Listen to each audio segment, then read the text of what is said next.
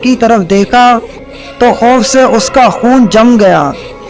وہ بوسیدہ مردہ ہاتھ جو اب تک عمران کا پیچھا کر رہا تھا اس کے اپنے ہاتھ میں بدل چکا تھا، زندہ حرکت کرتا ہوا، جیسے اس کا جسم اس ہاتھ کا حصہ بن چکا ہو۔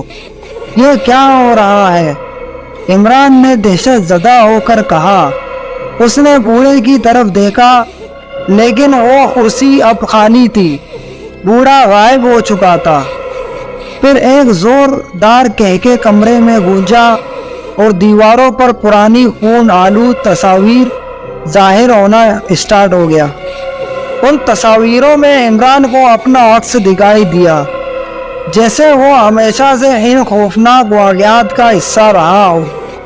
پہلی بار عمران نے محسوس کیا کہ وہ وقت جال میں پھنس چکا ہے، وہ وقت کے جال میں پھنس چکا ہے، اور جو کچھ اس کے ساتھ ہو رہا ہے وہ پہلی ہی ہو چکا تھا، لیکن اس بار اس کا فرار ہونا ناممکن تھا۔ پھر اچانک روشنی بجھ گئی۔ روشنی کے بجھتے ہی عمران پر مکمل اندھیرا چھا گیا۔ اس کی سانسیں بے قابو ہو چکی تھی اور دل کی دھڑکنیں کانوں میں گونج رہی تھی۔ وہ گھٹنوں کے بل زمین پر گر گیا، ہاتھوں سے دیواروں کو ٹٹول کر اٹھنے کی کوشش کر رہا تھا، لیکن ہر طرف سردی اور سناٹا تھا۔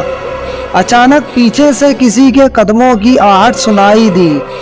عمران نے مڑ کر دیکھا تو وہی بوڑھا آدمی، اس بار اس کے ہاتھ میں ایک تیز چمکتی ہوئی چھری تھی۔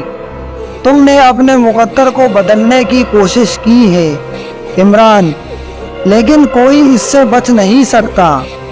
عمران پیچھے ہٹنے لگا لیکن اس کے قدم بے جان ہو چکے تھے۔ بوڑھا آگے بڑھا اور اس کی آنکھوں میں گہرا خوف تھا۔ یہ چھری تمہارا واحد راستہ ہے، بوڑھے نے کہا۔ یا تو تم خود کو ختم کر لو یا یہ ہاتھ تمہیں لے جائے گا اور تم ہمیشہ کے لیے اس کے قید میں رہو گے۔ عمران کے دل میں خوف اور غصے کی لہر دوڑ گئی۔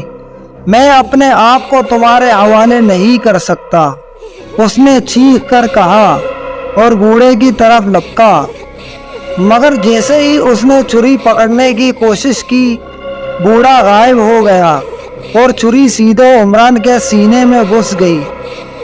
عمران نے آخری سانس لی اور وہ مردہ ہاتھ نے اس کو مکمل طور پر اپنے اندر جذب کر لیا۔ ہمیشہ کے لیے عمران کی موت ہو گئی۔